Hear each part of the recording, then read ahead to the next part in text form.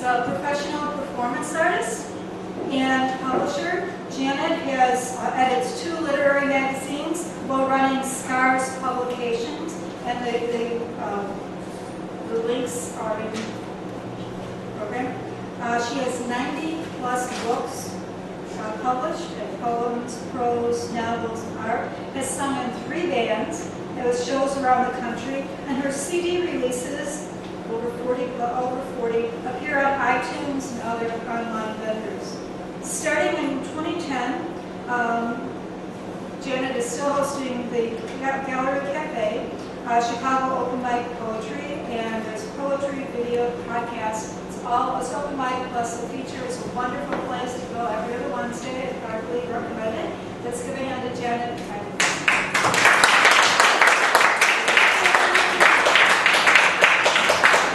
Thank you very much. But before you leave, I was going to say, I just recently something over. I wanted to give you a couple copies of a checkbook of stuff that I have. I want to I apologize. Some of the chapbooks of things that I have and will be performing tonight are in this little collection, and if she could, she's not Kate. I would give this copy to Elizabeth if she wanted to come back, and if people wanted to have copies of it, I have this.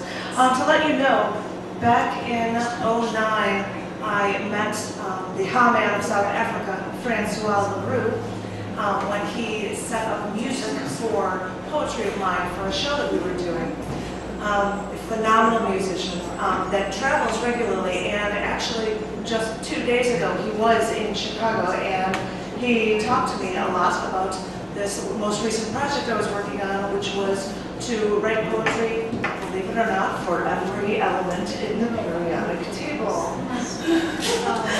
So he actually gave me music that is going to be going with this, and I am going to, I'm just going to, she's left me, but one copy is for you, my darling, left, but I'm going to pass these around. Thank you, darling.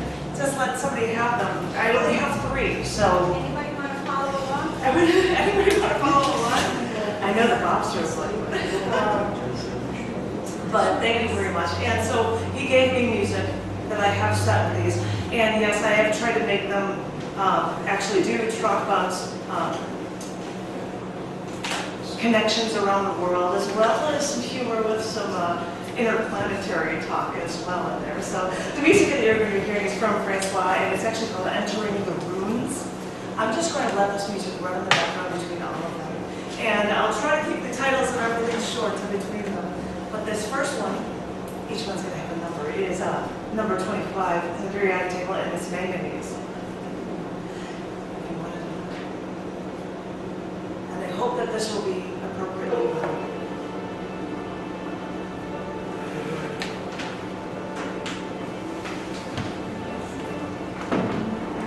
I wanted plants around. She always had plants around. Everything thrived with her. Ever since she died, my home has become a jungle. Let me have control over this. Let me add water nearly daily to the plant that I bought when I visited her, or the tree that she gave me years ago. Add plant food to the water because I don't want anything to die. Trim the dead leaves because they would remind me that even nature misses her. Keep plants near windows. They need their light. Their manganese needs it for their chlorophyll production. I should stock up on manganese plant supplements because their manganese assimilates the carbon dioxide in photosynthesis. So, breathe in our carbon dioxide and give me more of my precious oxygen so we can realize how we depend on each other so. I'll make sure nothing happens to you. I'll make sure you get everything you need.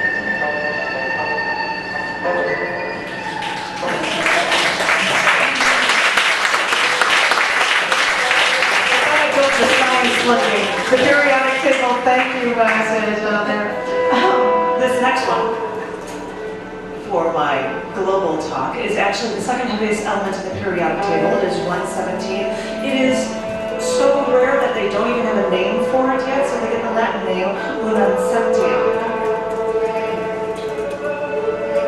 I know you were out there for years, but to get you after toiling in my Dublin lab, we had to ask the Americans over in Tennessee if they would send us some of their wares. But years passed before I could get 22 milligrams of berkelium so I could work in Moscow Oblast to get you into my sights. All that time, all I could do was research, hope. I'd work, I'd go, and I'd stand on my own, and I'd leave on my own, wondering how long it would take before I'd see what you might be like. You see, I used to work in a pharmacy at Nevsky Prospect in Leningrad, and that's when I fell in love with the idea of chemicals, and I loved the idea, and I wanted to learn and discover something new. That's when you came into the picture. Because after years of work, I still waited for those damn Americans to come through for us. I mean, we're scientists, we're supposed to be on the same side. This is all about discovery. And the thing is, the higher we got in our research, the more stable we got on our little island of knowledge. But this waiting was exasperating. I got to the point where I got tired of trying to tell myself that I had something to discover, something to share, somebody would want to hear. Eventually, they had to ship what I needed to get you in 5 packages wrapped in lead. It flew back and forth across the Atlantic 5 times and was rejected twice by customs.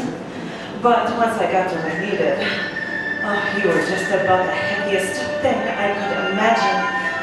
Then again, you had me spinning around over the years for you, so it wouldn't surprise me if you could do the same for me.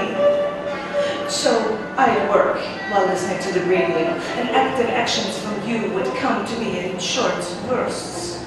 But I'll take whatever I can get in my little corner of the world.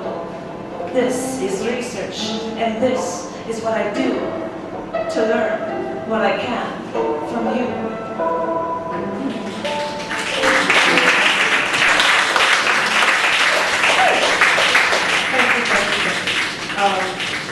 This is one of my more recent elements that I've written, and this one is number 75 in the periodic table. This is rhenium.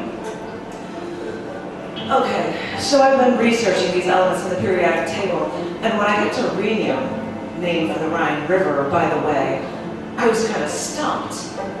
What comes to your head when you hear the word rhenium? Other than the fact that rhenium is an LP from Parliament released in 1970, I mean, I was stumped. But hey, this element was named after the Rhine River, stretching through Europe. But in ancient Greek times, they thought of the Rhine as the outermost border of civilization and reason, beyond which were mythical creatures. No lie. But I don't know if that mythical nature of the unknown is what drove scientists to search for this element, to learn everything they could about what was otherwise unknown to them.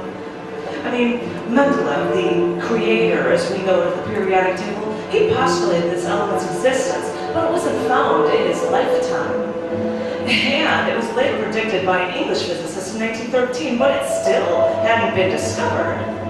But people in different countries kept claiming the discovery through X-ray analysis, but after a ton of dispute, the elusive element was finally found, and all scientists like to think, well, this discovery has to mean something.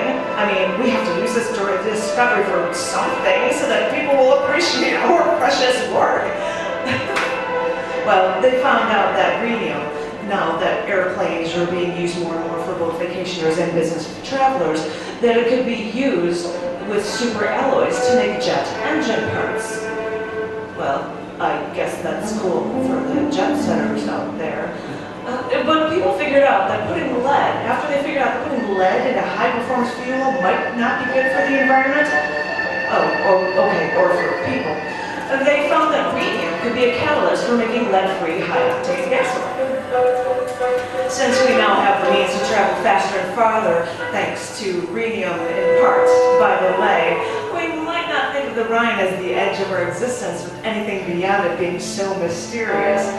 But when it comes to rhenium, it's one of the rarest elements in Earth's crust. I wonder if that's why it took so long to discover it.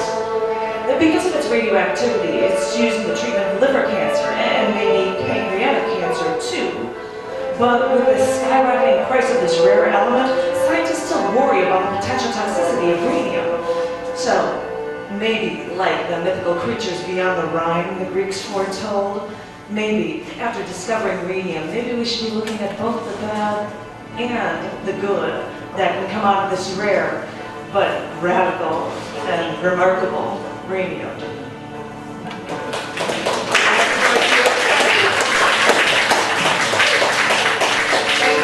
This is my humor one for you. I won't tell you the number, but this is a poem called Dibernium. Spending another Saturday night alone, I watched an old episode of Star Trek.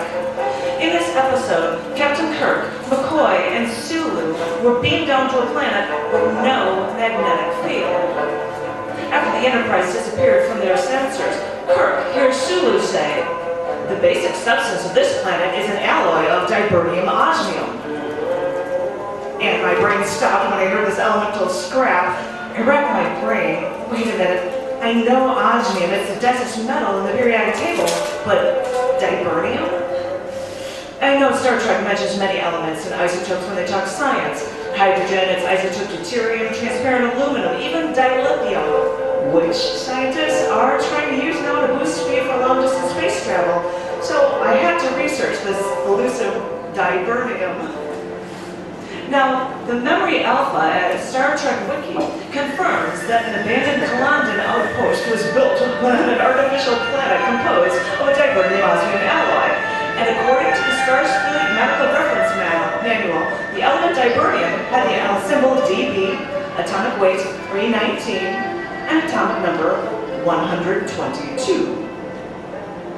Okay, this poet's paying far too much attention to the periodic table, but I know that 118 is as high as the table goes. But like the periodic table addict, I still had to look into science fiction to pique my curiosity. The Star Trek Freedom Wiki explained that dibernium is a metallic element with phaser-like qualities. Okay, fine. Maybe I'll worry about these undiscovered elements only once they're discovered, because without actual phasers to worry about in the present, I think I'll stick with the elements we do know right now.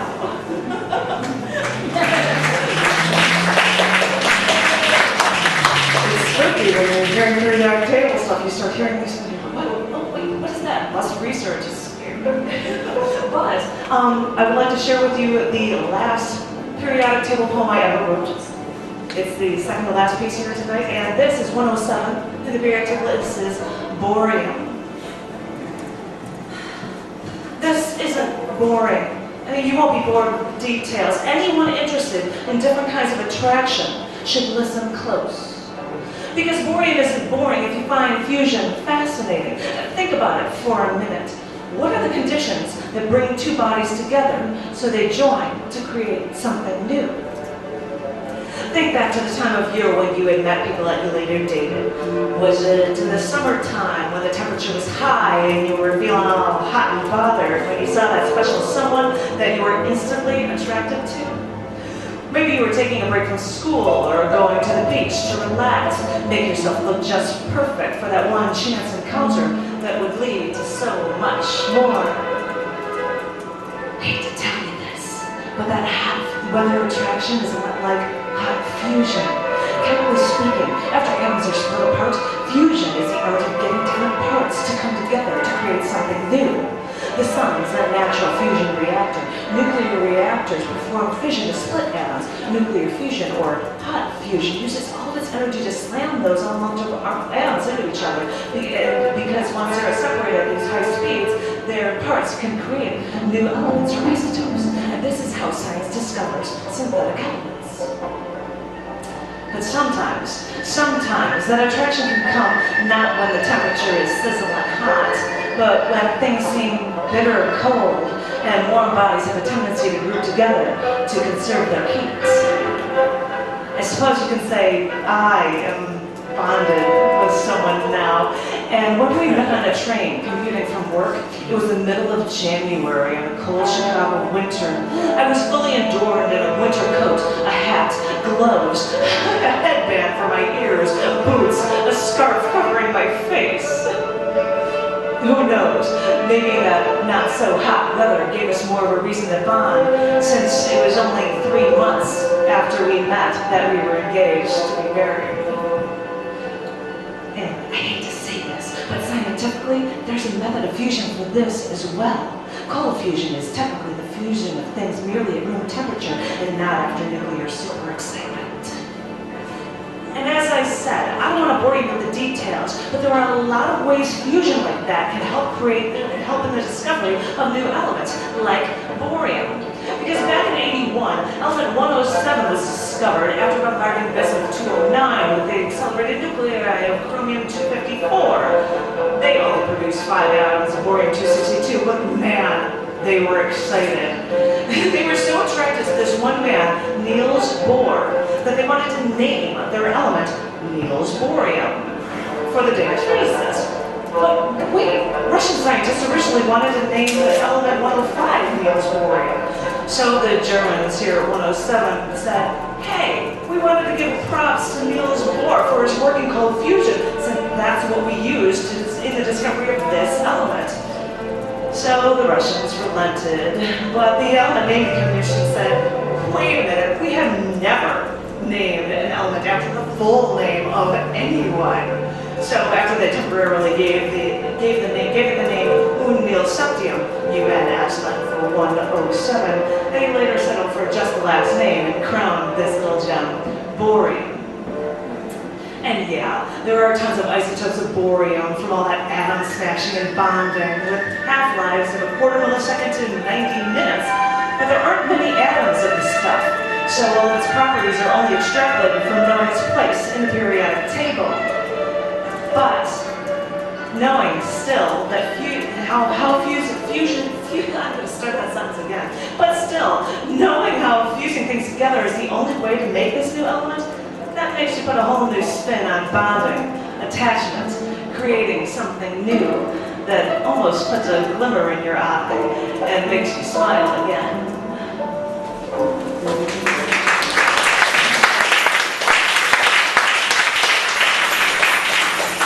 That was the last periodic table element I wrote, but I did happen to discover things about future elements that might be generated from scientists, and as I was doing this research, I came up with this last poem. Thank you all very much. This is called G-Block. While researching cold fusion to learn about the latest periodic table elements, I see a sentence to a link for approaches to element 120, UBN, Unbinyllium. And I think, oh no, this can't be. The periodic table only goes to element 118. So with dread, I followed the link and realized that scientists can't be happy with the elements they've discovered. Of course not. So even though there's no place in the periodic table for any of these new elements, wait a minute. If they're talking about element 120, there has to be talk about element 119. So I looked it up, and of course, UUE Unillium has a wiki webpage too. So I look up their supposed location in the periodic table, and they're off to the left of the table in 2 separate conditional rows. You know, to the left of this, because this is an actual regular table. 119 is in the period 8 in the S block, just like its neighbor, 120. Whatever that means. I mean, really, have I done enough research on these elements already?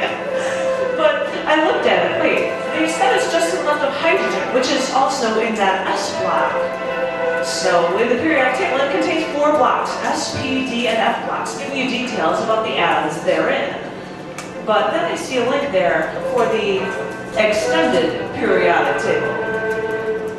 Of course, an extended periodic table.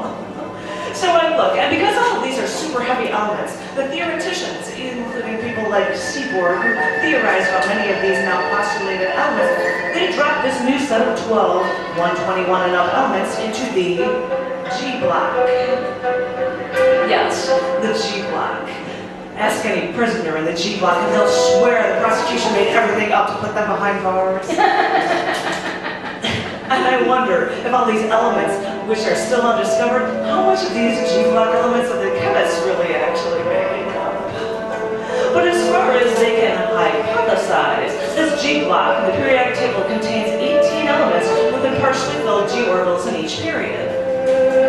I've read documents postulating the first G block elements at 121 that claim the hypothesized element 126 could be within an island of stability, which means it's resistant to fusion, but not to alpha decay. They've tried to create element 119, 120, 121, 124, 126, and 127, and some scientists once claimed that they actually discovered an isotope of 122 occurring naturally. But wait a minute, let me think about this. If the G block is made of 12 elements, that would mean that the edge of the G block was element 132. And still, I've seen that extended periodic table has superactinides and eco-superactinides listed all the way up to 184. Resin, frozen. Mumble, grumble. I mean, can the elements even actually exist with that heavy a weight? Isotopes of some synthetic elements last only milliseconds. And as far as I know, the only way these super heavy synthetic elements can be created is by smashing an atom with a ton of neutrons into an atom of a synthetic element. You know, like one with a half-life of like milliseconds. Can scientists ever even be able to try to create these only predicted super heavy synthetic elements? Because it's really unknown how far that periodic table extends beyond the discovered element 118. But some predicted amounts at 128, some predicted amounts at 155. Some first guessed that the table couldn't go past 137, but then they later calculated the end was 173. Resin, fresh. With all these guesses, I can't hear myself as speeching, but I'm not quite sure any of these chemists are saying the right answers either. Being whenever I can only guess if any of these elements can ever even be created. Okay, fine. I'm just a poet trying to learn a thing or two to refresh my memory on the periodic table and keep my science know-how up to par. Maybe I'll just have to wait until they actually discover a new element and be content when they discuss elements in astronomy and science shows where I can actually understand what they're saying and think, wait, I think I knew that. Because, okay, I'm only a poet, but I welcome every new discovery as it comes with open arms.